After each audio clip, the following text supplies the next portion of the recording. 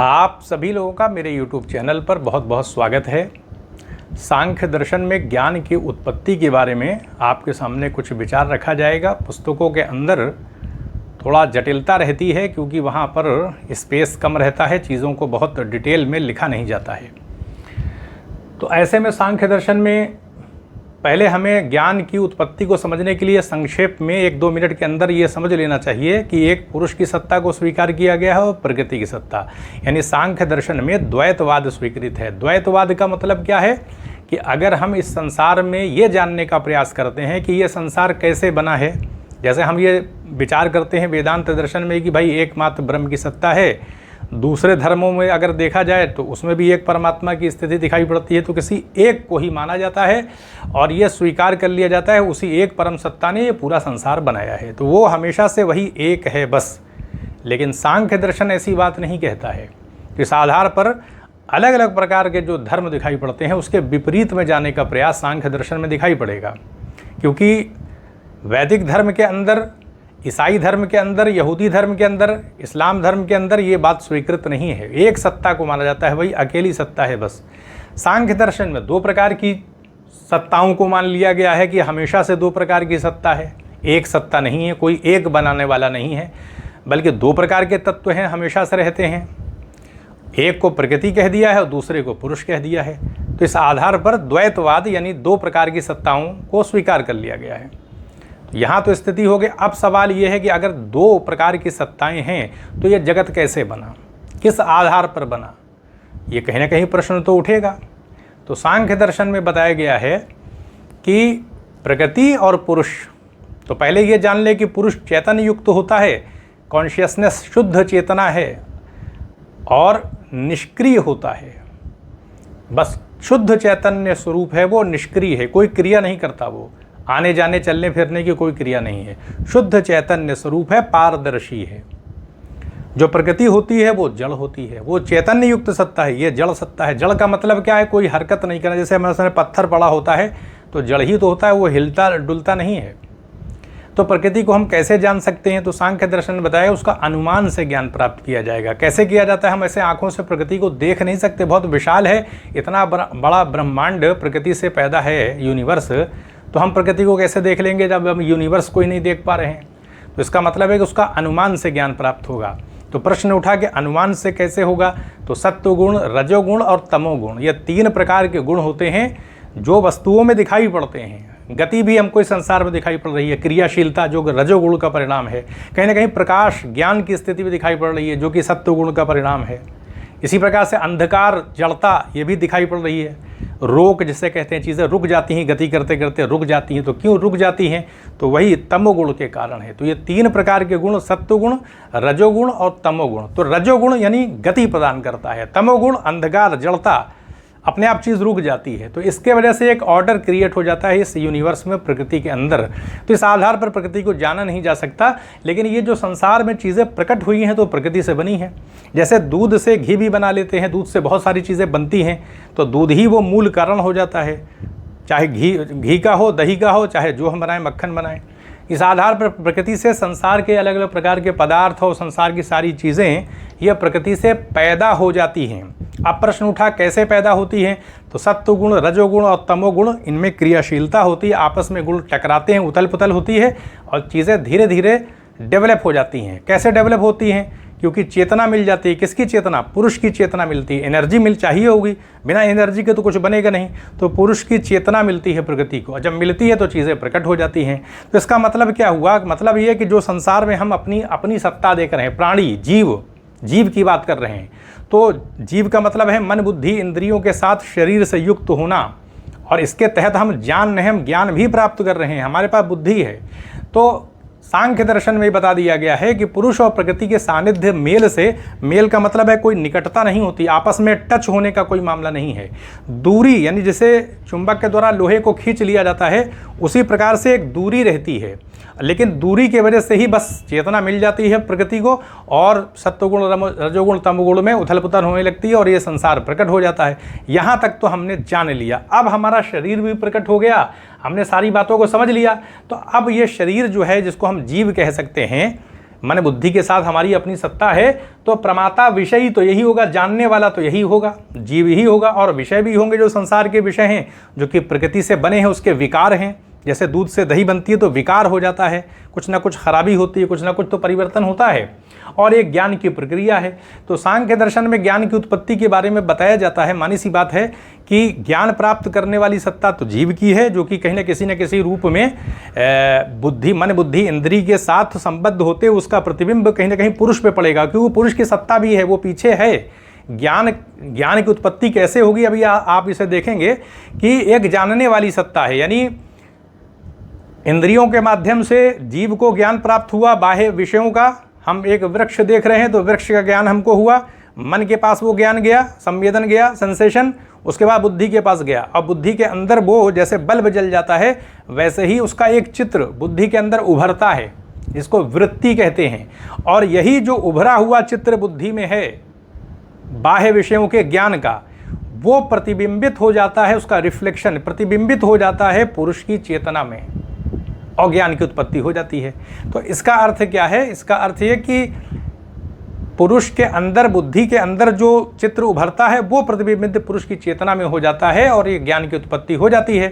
तो अब यहाँ पे ये प्रश्न उठेगा कि जो पुरुष का अपना यथार्थ स्वरूप है, यानी पुरुष का जो अपना यथार्थ स्वरूप है, वो बुद्धि के अंदर संसार के ज्ञान से, जो कि प्रकृति के विकार है, विभिन्न प्रकार की वस्तुएं प्रकृति का विकार हैं, उनका ज्ञान बुद्धि में प्रतिबिंबित होगा, और फिर यानी उभरेगा, और उसका उभरा हुआ रूप पुरुष की चेतना में प्रतिबिंबित होगा, क्योंकि प्रकृति और पुरुष आपस में मिले हैं।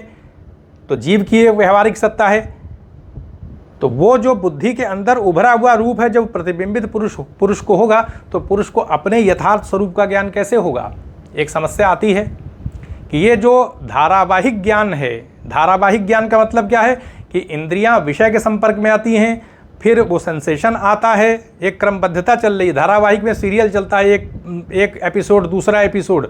तो पहला क्या है कि इंद्रियां बाह्य विषयों के संपर्क में आएंगी, फिर सेंसेशन मन के पास जाएगा, फिर बुद्धि के पास जाएगा, बुद्धि के अंदर वो एक आकार लेगा, एक चित्र लेगा, वही चित्र पुरुष की चेतना में प्रतिबिंबित हो जाएगा, और ज्ञान की उत्पत्ति हो जाएगी। यहाँ तक तो बात आ गई, लेकिन अभी हम ये समझ लेते हैं कि इस ज्ञान के आधार पर पुरुष को अपने स्वरूप का कैसे ज्ञान प्राप्त होगा। तो इसके लिए दूसरे प्रकार की विशिष्ट ज्ञान की आवश्यकता होगी, जिसको कि विवेक ख्याति, विवेक ज्ञान कहा गया है, डिस्क्रिमिनेटिव नॉलेज की बात की गई है। तो पहले हम थोड़ा सा जान लेते हैं कि प्रमा जो होती है उसका वाचस्पति मिश्र ने प्रमा के बारे में कुछ बताया है, तो उसको जान लेते हैं कि यथार्थ ज्ञान प्रमा होता है। तो बताते हैं प्रमा बुद्धि का विकार है, ये बताया वाचस्पति मिश्र ने कि प्रमा बुद्धि का विकार है। प्रमा का मतलब क्या है? ज्ञान, यथार्थ ज्ञान। बाहर मान लीजिए रस्सी पड़ी हुई है, हम अपनी आंखों से देख रहे हैं, अब इंद्रियों के माध्यम से मन के पास संवेदन जाएगा, बुद्धि में वो एक चित्र के रूप में उभरेगा, और पुरुष की चेतना में प्रतिबिंबित हो जाएगा, ज्ञान की उत्पत्ति, रस्सी के ज्ञान की प्राप्ति हो गई, जीव को प्राप्ति हो जाएगी। तो ये प्रमा क्या है? बुद्धि का ही तो विकार है। यथार्थ ज्ञान बुद्धि का विकार ही। बुद्धि में विकार कैसे है? क्योंकि हूबहू वैसे ही वो प्रकट नहीं होगा बुद्धि में। जो चीज़ बाहर है, कहाँ बुद्धि के अंदर एक किस रूप में वो उभरेगा? बाहर तो इतना विशाल हम वृक्ष, एक पर्वत देख रहे हैं, अब वही पर्वत की एक संवेदना, सेंसेशन हमारी बुद्धि में वही उतने बड़े विशाल पर्वत के तौर पे तो प्रतिबिंबित नहीं होगी, बुद्धि में प्रकट नहीं होगी। तो इस आधार पर उसको विकार, लेकिन हाँ रियलिटी रहेगी, काफ़ी कुछ समानता तो रहती ही है। तो इस आधार पर विकार कह दिया गया कि हूबहू वैसा ही विशाल पर्वत तो नहीं होगा, लेकिन बुद्धि में जो प्रकट होगा रूप, तो बुद्धि का एक विकार ही होगा। बुद्धि उसको बल्ब की तरीके से जैसे एक प्रकाश पैदा हो जाता है, उसका एक चित्र उभार देगी बुद्धि के अंदर, वो चित्र उभर जाएगा, और बुद्धि का वो डेवलप किया गया है, तो इसलिए इसको विकार कह दिया गया है। तो ये प्रमा बुद्धि का विकार है, ये वाचस्पति मिश्र बता रहे हैं। यानी बुद्धि के अंदर वो यथार्थ और स्वरूप उभरेगा अगर वो वास्तविक ज्ञान होगा। फिर बता रहे हैं प्रमा अविपरीत होती है। विपरीत ज्ञान कहते हैं, जैसे रस्सी है, हम सांप हमको दिखाई पड़ रही है रस्सी, तो ये विपरीत ज्ञान है। रस्सी हम देख रहे हैं, सांप, तो विपरीत ज्ञान हो रहा है। तो प्रमा क्या है? अविपरीत ज्ञान, अविपरीत होती है, विपरीत नहीं बल्कि अविपरीत होती है। यानी रस्सी को रस्सी के तौर पर देखना ही अविपरीत ज्ञान है, और विपरीत ज्ञान क्या होगा? रस्सी को सांप के तौर पर देखना।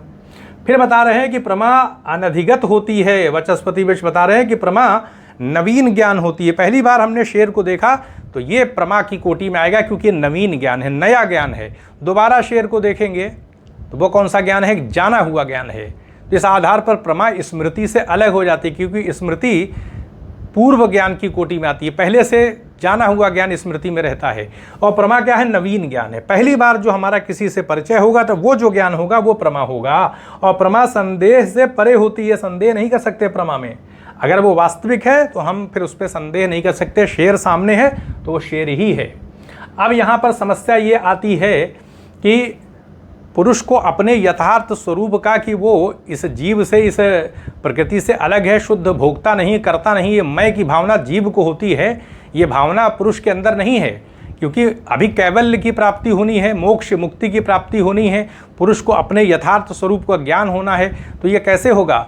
ये किस प्रकार के ज्ञान से होगा? क्या ये प्रकृति के माध्यम से जो ज्ञान हो रहा है वो तो सत्वगुण, रजोगुण और तमोगुण से युक्त है। और अगर हम इस ज्ञान के माध्यम से पुरुष के यथार्थ स्वरूप को जानने का प्रयास करेंगे तो पुरुष का यथार्थ स्वरूप तो अतीन्द्रिय होता है, वो इंद्रियों की सीमा से ही परे है, मन बुद्धि इंद्रियों की सीमा से परे है। और जो हम ज्ञान प्राप्त कर रहे हैं वो इंद्रियों से युक्त है। तो ऐसे में उसके यथार्थ स्वरूप का ज्ञान कैसे होगा? सांसारिक ज्ञान से तो हो नहीं सकता। तो फिर किस प्रकार के ज्ञान से होगा? तो वो ज्ञान होगा हमारा कौन सा? विवेक ख्याति, विवेक ज्ञान, डिस्क्रिमिनेटिव नॉलेज होगा। किस आधार पर? श्रवण मनन निधिध्यासन के आधार पर। सांख्य दर्शन में जो पुस्तकें हैं सांख्य दर्शन की, उसका हमें अध्ययन करना पड़ेगा, श्रवण करना पड़ेगा, सुनना पड़ेगा, पढ़ना पड़ेगा, मनन चिंतन करना पड़ेगा, ध्यान करना पड़ेगा, तब जा कर के कहीं ये ज्ञान जब बुद्धि के अंदर प्रकट होगा तो पुरुष को फिर ये आभास होगा इस प्रकार से कि नहीं, मैं ये जीव नहीं हूँ, मैं कर्ता नहीं हूँ। शुद्ध चैतन्य स्वरूप जो सत्ता है उसकी वास्तविकता, उसका ज्ञान उसको होने लगेगा। ये संसार के ज्ञान से नहीं होगा उसको। क्योंकि अगर संसार के ज्ञान से हम जानने का प्रयास करेंगे पुरुष को, तो संसार के ज्ञान में बुद्धि जो है वो अपने गुणों का आरोपण पुरुष में कर देगी, फिर उसको भावनाओं से जोड़ने लगेगी, उसको विभिन्न प्रकार के विशेषणों से संयुक्त करने लगेगी, क्योंकि उसी प्रकार से तो उसका ज्ञान स्वरूप ही है वो। तो संसार का जो ज्ञान है, जो विषयों का ज्ञान, उसके आधार पर हम पुरुष के स्वरूप को नहीं जान सकते, क्योंकि संसार का ज्ञान इंद्रिय युक्त ज्ञान है, जबकि वो अतीन्द्रिय सत्ता है पुरुष का। तो इसी आधार पर विवेक ज्ञान की बात आ जाती है कि श्रवण मनन और ध्यान, इनको जब हम अपनाएंगे तब कैवल्य की, मोक्ष की प्राप्ति होगी। पुरुष को अपने यथार्थ स्वरूप का ज्ञान होने लगेगा कि वो करता नहीं है, वो क्योंकि वो शरीर से संबद्ध हो जाता है। ये शरीर प्रकृति के माध्यम से उत्पन्न हुआ है और इस शरीर के अंदर जो बुद्धि है हमारी, उसी के अंदर ज्ञान की उत्पत्ति, ज्ञान का रूप प्रकट होता है और वो प्रतिबिंबित हो जाता है पुरुष की चेतना में। तो पुरुष कहीं ना किसी रूप में बुद्धि के साथ संबद्ध रहता है, एक तरह से जुड़ा नहीं रहता, लेकिन कहीं ना कहीं एक दूर होकर के भी संबद्धता है। दर्पण के सामने हम खड़े हो गए, दर्पण हमसे दूर है, जो कुछ भी हमारा, जो कुछ भी स्वरूप जैसा है वो दर्पण में प्रतिबिंबित हो रहा है। तो इस आधार पर वैसे ही स्थिति है, पुरुष दूर है, लेकिन बुद्धि के अंदर जो कुछ भी चल रहा होता है वो सब पुरुष की चेतना में प्रतिबिंबित हो जाता है। तो ऐसे में पुरुष को अपने यथार्थ स्वरूप का ज्ञान इस संसार के ज्ञान के माध्यम से नहीं होगा, क्योंकि संसार के ज्ञान तो प्रकृति से संबद्ध है। इस आधार पर पुरुष को अपनी यथार्थता का ज्ञान नहीं हो पाएगा। तो किस प्रकार की प्रमा चाहिए? वो प्रमा चाहिए जो विवेक ख्याति के आधार पर विशिष्ट प्रकार की प्रमा है। एक ऐसा ज्ञान जिसके माध्यम से पुरुष जान लेता है कि वो इस शरीर से संबद्ध नहीं है। श्रवण मनन निधिध्यासन के माध्यम से पुरुष फिर एक विशिष्ट ज्ञान, जिसको विशिष्ट प्रकार की प्रमा, विवेक ख्याति, डिस्क्रिमिनेटिव नॉलेज जिसको कहते हैं, विभेदात्मक ज्ञान है कि वो जान लेता है कि संसार, ये प्रकृति जो है ये विभिन्न प्रकार के रूपों को प्रकट किए हुए है और कहीं ना कहीं वो अपने से उसको अलगाव होने लगता है, अपनी सत्ता पहचानने लगता है इस प्रकार के ज्ञान से, जो कि कहीं ना कहीं सांख्य दर्शन की पुस्तकों से संबद्ध है। श्रवण मनन निधिध्यासन इस प्रकार की प्रक्रिया को संपन्न करने के बाद कैवल्य यानी मोक्ष की प्राप्ति होगी। पुरुष को अपने यथार्थ स्वरूप का ज्ञान हो जाएगा। पार्थक्य ज्ञान है ये, वो प्रकृति से अपने को अलग समझने का ज्ञान है, जो कि वास्तविक रूप में वो है, लेकिन संबद्धता की वजह से बंधन की अवस्था एक आ जाती है। तो ये ज्ञान का एक रूप था जो पुस्तकों में अलग ढंग से प्रकट किया गया, आपके सामने सरल रूप में रखने का एक प्रयास था। तो यहीं पर अनुमति दें, चैनल को सब्सक्राइब भी करें, शेयर भी करें। आप सभी लोगों का बहुत बहुत धन्यवाद।